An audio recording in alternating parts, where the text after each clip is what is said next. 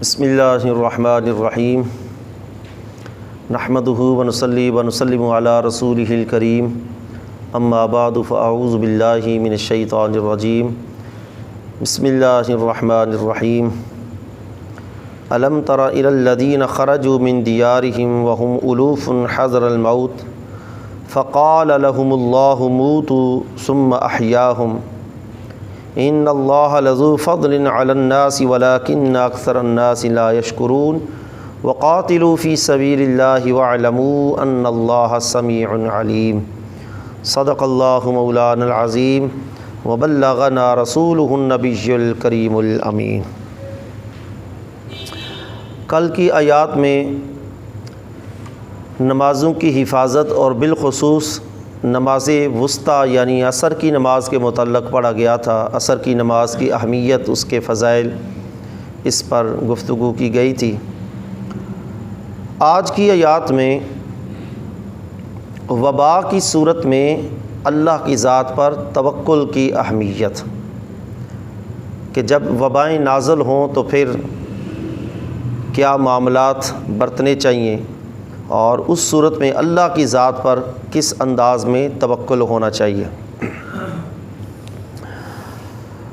فرمایا الم تر الی الذین خرجوا، کیا آپ نے دیکھا نہیں، الی الذین ان لوگوں کو، خرجوا جو نکل گئے، من دیارہم اپنے گھروں سے، وہم الوف اور وہ کئی ہزار تھے، حذر الموت موت کے ڈر سے وہ اپنے گھروں سے نکل گئے۔ فقال لهم اللہ، اللہ نے ان سے کہا، موتو مر جاؤ تم، ثم احیاہم پھر ان کو اللہ نے زندہ کیا۔ ان اللہ لذو فضل علی الناس، بے شک اللہ تعالیٰ بندوں پر فضل کرنے والا ہے، ولیکن اکثر الناس لا یشکرون، لیکن اکثر لوگ جو ہے وہ شکر ادا نہیں کرتے۔ وقاتلوا فی سبیل اللہ، اور اللہ کی راہ میں لڑو، واعلموا ان اللہ سمیع علیم، جان لو بے شک اللہ تعالیٰ سننے والا، علم والا ہے۔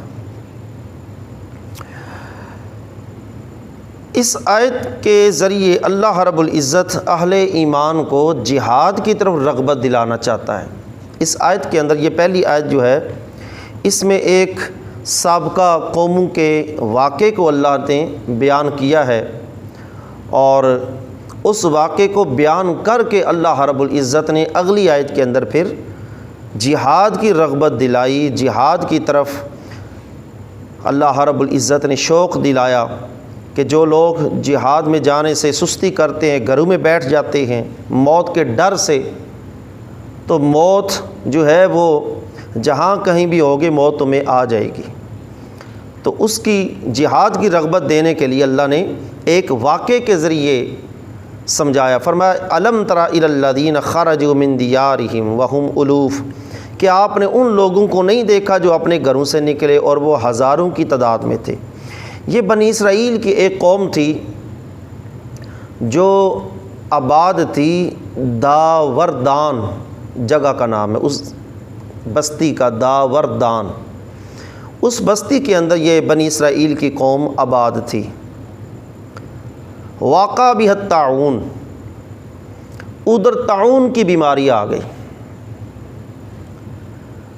جب وبا آئی طاعون کی، تو اس بستی کے اندر جو اہل ثروت مالدار جو تھے وہ بستی سے نکل گئے اور دور کہیں علاقے کی طرف وہ نکل کر چلے گئے۔ باقی جو بستی کے اندر موجود تھے وہ عام طبقہ تھا، غربا تھے، وہ بستی کے اندر رہ گئے۔ اکثر ان میں جو تھے وہ وبا کا شکار ہوئے، ان کو موت آئی، اور کچھ جو تھے وہ بچ گئے۔ جب وبا ختم ہو گئی، جو اہل ثروت مالدار دنیا دار بستی کو چھوڑ کر گئے تھے وہ واپس آئے۔ سالم الذین خرجوا، جو گھروں سے نکل کر گئے تھے وہ صحیح سلامت تھے، وہ گھروں کو واپس آئے۔ جب واپس آئے تو یہ جو بستیوں کے اندر موجود تھے، جن کے اہل و عیال، رشتہ دار، اولادیں، ماں باپ کئیوں کے اس وبا کا شکار ہو گئے، اب یہ جو اس بستی میں زندہ باقی رہ گئے تھے، انہوں نے کہا کہ احزم منا صاحبنا، یہ جو ہمارے ساتھی تھے، یہ جو گھروں کو، بستی کو چھوڑ کر گئے تھے، انہوں نے تو بہت اچھا کام کیا ہے، یہ بستی چھوڑ کر گئے ہیں اور جان ان کی بچ گئی ہے، جبکہ ہم بستی کے اندر رہے، ہمارے اکثر رشتہ دار جو تھے، اولادیں بھی، والدین بھی، کئیوں کے ماں باپ مر گئے اس وبا کا شکار ہو کر۔ تو انہوں نے تہیہ کیا آئندہ اگر وبا آئی تو صنعنا کما صنعوا، جیسے انہوں نے کہا کیا ہم بھی ایسا ہی کریں گے، ہم بھی اسی طرح کریں گے، یعنی آئندہ وبا آئی تو ہم بھی بستی چھوڑ جائیں گے، ہم بھی چلے جائیں گے اور اپنی جان بچائیں گے۔ اگلا سال آیا تو وبا پھر آئی، پھر طاعون کی بیماری آئی، تو اب اس موقع پر اللہ نے یہ بیان کیا، الم تر الی الذین خرجوا من دیارہم، کیا آپ نے ان لوگوں کو نہیں دیکھا جو اپنے گھروں سے نکل پڑے؟ اب یہ وہم الوف الف کا معنی ہوتا ہے ہزار، ہزار ایک اس کی جمع الاف، ایک الوف، الاف جو ہے یہ آگے گرامر کے لحاظ سے ایک ہوتی ہے جمع قلت، جو 10 سے کم پر بولی جاتی ہے وہ جمع قلت ہوتی ہے، ایک ہوتی ہے جمع کثرت جو 10 یا 10 سے اوپر تک بولی جاتی ہے۔ اب الوف جو ہے یہ جمع کثرت ہے، یعنی 10,000 سے بھی زائد تھے، وہ 10,000 سے بھی زائد ان کی تعداد تھی، وہ اپنے گھروں سے نکل گئے حذر الموت، موت کے ڈر سے۔ اب یہ اپنی بستی سے دور پہاڑوں کے اندر ایک وادی کے اندر جا کر یہ اترے، فلما نظروا الی وادیا، ایک وادی کے اندر اترے، اس وادی کا نام تھا افیح، یبتغون المکان الذی فیہ النجات، ایسی جگہ پر جب پہنچ گئے، ایسی جگہ تلاش کی کہ اب یہاں ہم اس وبا سے بچ سکیں گے، چھٹکارا پا لیں گے۔ اللہ رب العزت نے فرشتوں کو بھیجا، فناداہم الملک من اسفل والآخر من علا، ایک فرشتے نے اس وادی کے نیچے سے آواز دی، ایک فرشتے نے وادی کے اوپر سے آواز دی، ان موتو، یہ آواز دی کہ مر جاؤ تم، جس کا اللہ نے یہاں ذکر کیا ہے۔ فقال لهم اللہ موتو، اللہ نے ان سے فرمایا کہ مر جاؤ، حالانکہ آواز تو فرشتوں نے دی تھی، لیکن فرشتوں نے اللہ کے حکم پر آواز دی تھی، تو اللہ اپنے فرشتوں کے عمل کو یا اپنے نبیوں کے عمل کو اللہ اپنا ہی عمل قرار دیتا ہے۔ قرآن پاک میں کئی مقامات پر اس کی مثالیں۔ تو فرشتوں نے، ایک فرشتے نے نیچے سے، ایک نے اوپر سے آواز دی، موتو، مر جاؤ، فماتوا، وہ مر گئے۔ اب وہ ہزاروں کی تعداد میں تھے، وہ مر گئے، 8 دن کے بعد ان کے جسم گل گئے، تعفن پھیل گیا، بدبو پھیل گئی۔ وہاں کے آس پاس کی جو بستیاں تھیں، ان لوگوں کو جب پتہ چلا کہ ہمارے قریب پہاڑوں کے درمیان وادی کے اندر کچھ لوگ جو ہے وہ مرے پڑے ہیں، تو وہ جب گئے تو وہ اس بدبو تعفن کی وجہ سے قریب نہ جا سکے۔ انہوں نے کہا چلو ان کے آس پاس دیوار کھڑی کر دیتے ہیں تاکہ یہ ان کے جسم درندوں سے بچ سکے۔ انہوں نے آس پاس دیوار کھڑی کر دی، کچھ عرصہ گزرا، وہاں سے اللہ کے ایک نبی حضرت حزقیل بن بودا علیہ السلام، یہ حضرت موسیٰ علیہ السلام کے تیسرے خلیفہ ہوئے۔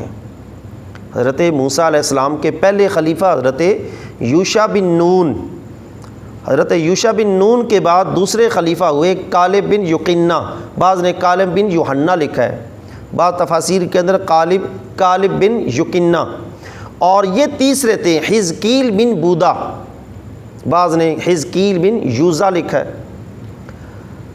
یہ تیسرے خلیفہ تھے حضرت موسیٰ علیہ السلام کی، یعنی شریعت موسوی کو آگے منتقل کرنے والے، جب تک آگے کوئی رسول اور نہیں آ جاتا، یہ حضرت موسیٰ علیہ السلام کی شریعت کو آگے منتقل کرنے والے خلفاء تھے۔ تیسرے خلیفہ تھے حضرت حزقیل بن بودا، آپ کا وہاں گزر ہوا، آپ نے ان لوگوں کو دیکھا۔ بعض فرماتے ہیں کہ یہ قوم ہی حضرت حزقیل کی تھی، حضرت حزقیل کی ہی امت تھی۔ وہ ان کی تلاش میں نکلے، کیونکہ یہ بستی چھوڑ کر آ گئے تھے، وہ ان کی تلاش میں نکلے تو ان کو پا لیا۔ بعض نے لکھا ہے نہیں، ویسے وہاں سے گزر رہے تھے تو انہوں نے ان کو مردہ وہاں دیکھا، کافی دیر ان کو حیرانگی سے دیکھتے رہے۔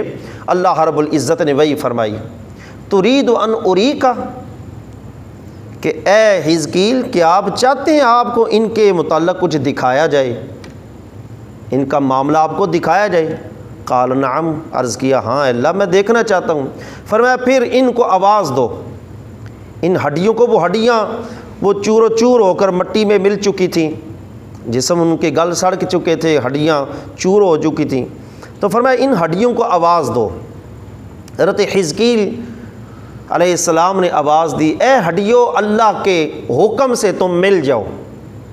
وہ ہڈیاں نیچے زمین کے اندر جو دنسی ہوئی تھیں وہ بھی نکلی، وہ ہڈیاں آپس میں مل گئی۔ جب ہڈیاں ملی تو صرف ابھی ڈانچے بنے تھے، سب کے ڈانچے تیار ہو گئے، بن گئے، ہڈیاں مل گئیں۔ پھر اللہ نے فرمایا ان اب روحوں کو پکارو کہ اے روحوں ان میں داخل ہو جاؤ۔ تو حضرت حزقیل نے پھر روحوں کو پکارا، اے ان کی روحو اللہ کے حکم سے تم ان کے اندر داخل ہو جاؤ۔ وہ روحیں داخل ہوئیں، پھر ان کے سامنے ان کے اوپر جسم، گوشت وغیرہ سب کچھ آیا، جیسے وہ ہو گئے۔ تیسرے پارے کے اندر حضرت عزیر کا بھی واقعہ آئے گا، ان کے سامنے وہ گدھا جو بالکل مٹی میں مل چکا تھا اس کو اللہ نے دوبارہ زندہ کیا، ان کے سامنے گوشت ہڈیوں پر چڑھا۔ اسی طرح یہ بھی ایسے ہوا۔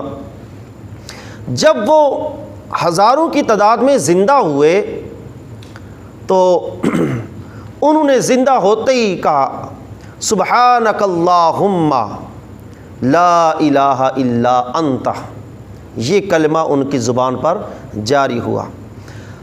اب یہ واپس بستی کی طرف آئے، پھر کافی عرصہ یہ زندہ رہے، پھر بعد میں ان کو موت آئی۔ ان کی اب کچھ نشانی اللہ نے چھوڑی، اب بھی ایک تو نشانی اب بھی موجود ہے، اور ایک نشانی اس وقت کے اندر تھی جب یہ دوبارہ زندہ ہوئے تھے۔ اس وقت ان کی نشانی یہ تھی کہ ان کی پیشانیوں پر کچھ آثار تھے مٹی کے، وہ ہر ایک کے پیشانی پر نظر آتے تھے، پتہ چل جاتا تھا یہ وہاں سے ہو کر آئے، یہ مردہ تھا پہلے دوبارہ زندہ ہوا ہے۔ ایک یہ نشانی، دوسری یہ نشانی کوئی نیا بھی لباس پہنتا، نیا سلوا کر دھلا ہوا لباس پہنتا، جو ہی جسم پر پہنتا ایسے لگتا جیسے اس نے گندا کپڑا پہنا ہوا ہے، جیسے وہ کفن نہیں گندا ہو جاتا اس طرح وہ گندا کپڑا ہو جاتا پہنتے ساتھ ہی۔ یہ تو نشانی اس وقت تھی، اور آج نشانی ان کی جو زندہ ہوئے تھے وہ ہزاروں، ان کی جو نسل سے آج بھی اولاد ان کی نسل موجود ہے، ان سے عجیب قسم کی بدبو آتی ہے، ان سے بدبو۔ کئی لوگ کہتے ہیں ہم یورپ سے آئے ہیں تو انگریزوں سے بہت بدبو آتی ہے، جتنے مرضی وہ اعلیٰ سے اعلیٰ پرفیوم استعمال کریں ان سے بدبو آتی ہے، شاید یہ انہی کی نسل ہو، کیونکہ یہ بھی بنی اسرائیل ہیں یہودی۔ تو یہ ان کی نشانی۔ حضرت حزقیل جو تھے یہ ان کو ابن العجوز بھی کہا جاتا ہے، عجوز کہتے ہیں بڑھیا کو۔ ان کی والدہ بوڑھی تھی اور بانجھ بھی تھی، اللہ کی بارگاہ میں دعا کی تو اللہ نے ان کو یہ بیٹا عطا کیا۔ یہی حضرت حزقیل ہیں جن کو ذی الکفل کا نام، ذی الکفل ان کا لقب ہے، وذی الکفل قرآن پاک میں بھی آتا ہے۔ ذی الکفل، ذی الکفل ان کو کیوں کہا جاتا ہے کہ یہی حضرت حزقیل جو ہیں یہ 70 نبیوں کے کفیل بنے تھے، کہ یہودیوں نے حملہ کرنا چاہا 70 انبیاء پر، تو انہوں نے حضرت حزقیل نے کہا کہ تم یہاں سے جاؤ، جب وہ یہودی آئیں گے تو وہ ان سے میں نپٹ لوں گا، اور اگر تمہاری جگہ مجھے وہ شہید کر دیں، تم سب بچ جاؤ، تو مجھے اس سے اچھا اور کوئی عمل نہیں میرے لیے ہوگا کہ تمہاری جان بچ جائے اور میں تمہاری جگہ شہید ہو جاؤں۔ تو وہ یہودی جب آئے تو انہوں نے پوچھا وہ کدھر ہیں، تو آپ نے فرمایا وہ اللہ بہتر جانتا ہے کہاں گئے۔ بہرحال وہ 70 انبیاء بھی بچ گئے، یہ بھی بچ گئے، تو ان کی کفالت کی وجہ سے ان کا لقب مشہور ہوا ذی الکفل۔ اب ایک بات یہاں پر یہ کہ اللہ نے دوبارہ ان کو زندہ کیا، فقال لهم اللہ موتوا ثم احیاہم، فرمایا مر جاؤ، وہ مر گئے، ثم احیاہم، پھر ان کو زندہ کیا۔ اللہ تعالیٰ فرماتا ہے یا قاعدہ ہے کہ جب بندہ مر جاتا دوبارہ زندہ نہیں ہوتا۔ قرآن پاک میں ایسے کئی مثالیں ہیں مردوں کے دوبارہ زندہ ہونے کی۔ حضرت عیسیٰ علیہ السلام مردوں کو زندہ کرتے تھے، یہاں پر مردوں کو زندہ کیا۔ اولیاء کرام کی حضور غوث پاک رضی اللہ تعالی عنہ کے متعلق بھی ایسا ہے، اولیاء بھی مردوں کو زندہ کرتے رہے۔ تو پھر وہ قانون کدھر گیا کہ ایک دفعہ جب بندہ مر جائے پھر وہ قیامت کے دن نہیں اٹھے گا، دوبارہ زندہ نہیں ہو سکتا۔ تو اس آیت کے اندر حضرت شیخ ابن العربی رحمۃ اللہ علیہ اس آیت کے متعلق وہ فرماتے ہیں یہ جو ان کو موت آئی تھی یہ موت حقیقی نہیں تھی، یہ موت سزا کے لیے تھی۔ ان کو یہ موت آئی تھی سزا کے لیے، سزا کے طور پر کہ یہ اللہ کے توکل کو چھوڑ کر بستی سے نکل کر وبا سے بچنے کے لیے موت کے ڈر سے بستی سے نکلے، اللہ کے توکل کو چھوڑا، اس کی سزا دینے کے لیے اللہ نے ان پر موت طاری کی۔ پھر جب زندہ ہوئے کچھ عرصہ رہے پھر ان پر حقیقی موت طاری ہوئی، ان پر حقیقی موت آئی۔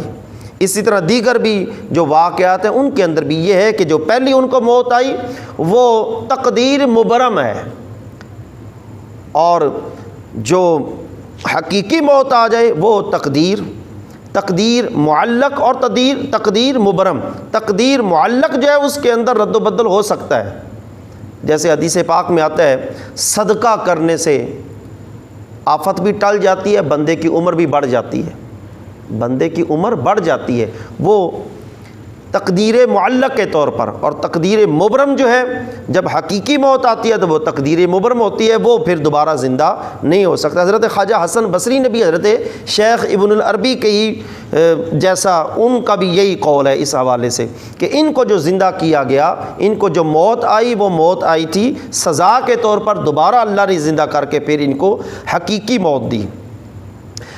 اب آ جائیں کہ جب وبا آئے تو کیا بستی کو چھوڑنا چاہیے؟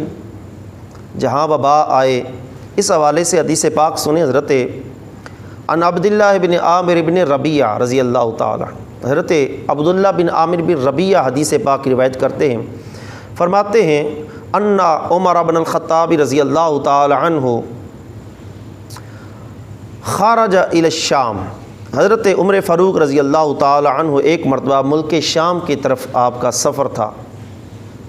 فلما ذهب الى سرغ، جب مقام سرغ کے اندر پہنچے، راستے میں تھے ابھی، فبلغه ان الوباء قد وقع بالشام، حضرت عمر فاروق کو پتہ چلا کہ ملک شام کے اندر تو وبا پھیلی ہوئی ہے۔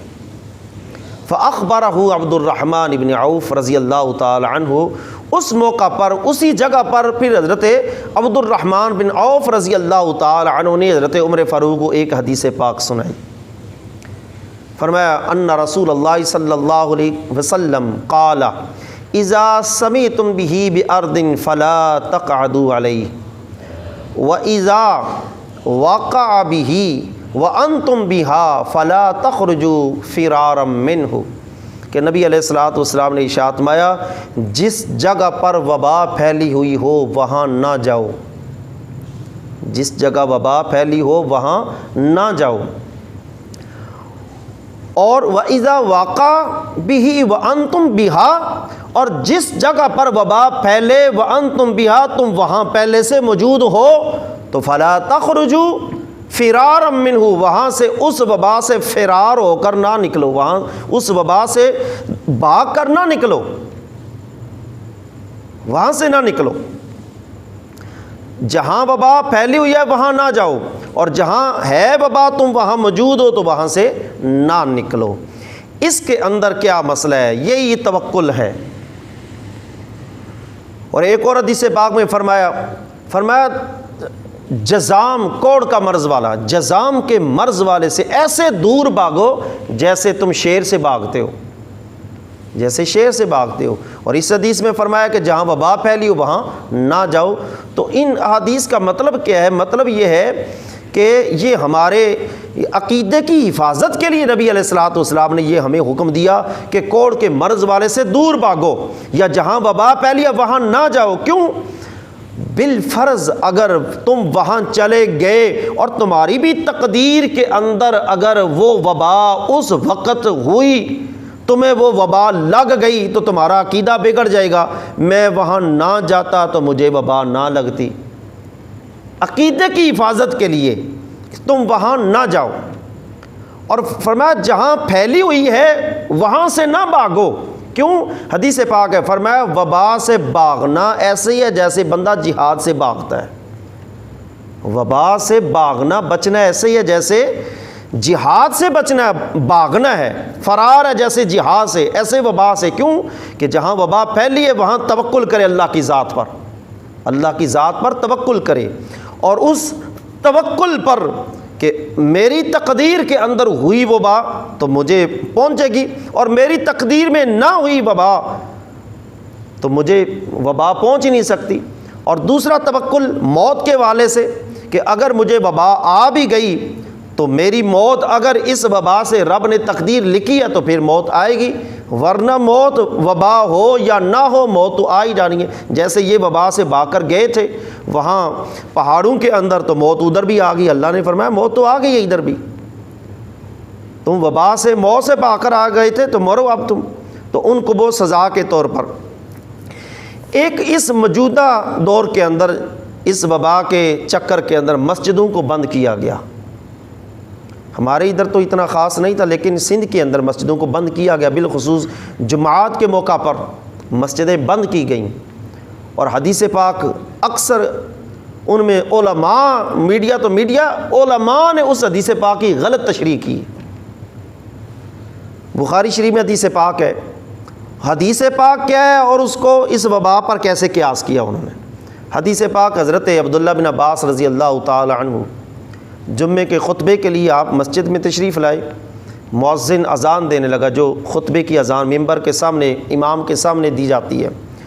جب اس نے اشہد ان محمد رسول اللہ یہ جملہ کہا تو حضرت عبداللہ بن عباس نے کہا آگے حی علی الصلاۃ نہیں کہنا، آگے کہو الصلاۃ فی رحالکم، یا بعض احادیث میں آتا ہے الصلاۃ فی بیوتکم، اپنے گھروں کے اندر نماز پڑھو، یہ آواز دو۔ اس مؤذن نے یہ آواز دی تو جو مسجد کے اندر نمازی تھے وہ ایک دوسرے کو دیکھ کر حیران ہونے لگے، یہ کیا آج نیا کام شروع کر دیے۔ جب جمعے کی نماز سے فارغ ہوئے حضرت عبداللہ بن عباس نے فرمایا تم حیران ہو رہے تھے، یہ آج جو میں نے عمل کیا ہے مجھ سے بہتر جو تھے اللہ کے رسول انہوں نے بھی ایک دن ایسے ہی کیا تھا کہ جمعے کا دن تھا، بارش برس رہی تھی، باہر بارش ہو رہی تھی اور پھسلن تھی، کیچڑ تھا، تو اللہ کے رسول صلی اللہ علیہ وسلم نے بھی مؤذن سے کہا کہ جب تم حی علی الصلاۃ پر آؤ تو وہاں تم نے یہ اعلان کرنا ہے الصلاۃ فی رحالکم یا الصلاۃ فی بیوتکم۔ تو نبی علیہ الصلاۃ والسلام نے فرمایا میں یہ پسند نہیں کرتا کہ تم مسجد کی طرف آؤ اور گرتے پڑتے آؤ، کیچڑ کے ساتھ تمہارے لباس اور تمہارے چہرے آلود ہوئے ہوئے، میں اس چیز کو پسند نہیں کرتا۔ اب دیکھیں یہ حدیث پاک میں بارش کا ذکر ہے اور اس کو قیاس کیا جا رہا ہے وبا کے اوپر۔ دوسرے نمبر پر حدیث پاک سے قیاس کی جا رہی ہے لے جی مسجدیں بند، حالانکہ حدیث پاک میں نماز جمعہ ہوئی، خطبہ ہوا ہے۔ دونوں حدیثوں کے اندر حضرت عبداللہ بن عباس نے بھی جو مسجد میں آئے ہوئے تھے ان کو خطبہ بھی سنایا، ان کو جماعت بھی کرائی۔ اسی طرح نبی علیہ الصلوۃ والسلام نے جو جمعے کے لیے آ چکے تھے جماعت بھی ہوئی، خطبہ بھی ہوا، مسجد بند تو نہیں ہوئی، مسجد تو نہیں بند ہوئی۔ اور ایسا تاریخ اسلام میں ہے ہی نہیں کہیں، سخت سے سخت ترین قسم کی وبائیں پھیلتی رہی ہیں، مسجدیں بند نہیں ہوئیں۔ تو یہ اس حوالے سے یہ انتہائی غلط احادیث کی تشریح کر کے مسجدوں کو بند کیا گیا ہے۔ پتہ نہیں اس کے پیچھے کیا سازشیں تھیں، کہاں سے کہاں تک یہ الازہر سے بھی فتوے آگے مسجدیں بند کروانے کے لیے، اور ان احادیث کی غلط تشریح کی گئی۔ اب اللہ رب العزت نے فرمایا ان اللہ لذو فضل علی الناس، کہ اللہ رب العزت تو لوگوں پر فضل کرنے والا ہے، ولیکن اکثر الناس لا یشکرون، لیکن اکثر لوگ شکر ادا نہیں کرتے، یعنی ان کو موت دے کر یہ اللہ نے زندہ کیا، اللہ نے ان پر احسان کیا۔ اب یہ سارا واقعہ بیان کر کے اللہ رب العزت نے فرمایا دیکھو وہ موت سے، وہ وبا سے بھاگ کر پہاڑوں کے اندر چلے گئے، موت تو ان کو بھی آ گئی، لہٰذا اے ایمان والو قاتلوا فی سبیل اللہ، اللہ کی راہ میں جہاد کرو۔ جب جہاد کا تمہیں حکم ہو، میرے نبی کی طرف سے اعلان ہو، تو پھر گھروں میں نہ بیٹھ جاؤ۔ تم گھروں میں رہو تو شاید موت تمہیں اپنے بستر پر آ جائے، اور تم جہاد میں جاؤ تمہیں خراج تک بھی نہ آئے۔ قاتلوا فی سبیل اللہ، اللہ کی راہ میں لڑو، تم جہاد کرو۔ موت سے یا جہاد سے بھاگ کر گھروں کے اندر نہ بیٹھ جاؤ، گھبراؤ نہیں، اللہ کی راہ میں جہاد کرو۔ وَاعْلَمُوا أَنَّ اللَّهَ سَمِيعٌ عَلِيمٌ، اور جان لو بے شک اللہ تعالیٰ سننے والا اور علم والا ہے۔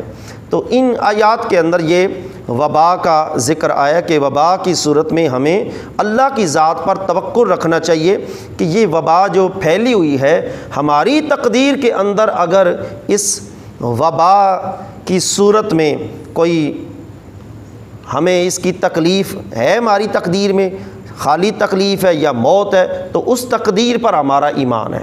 اور اگر ہماری تقدیر میں ایسا نہ ہوا تو ہمیں کچھ نہیں ہو سکتا، ہمیں کچھ نہیں ہو سکتا۔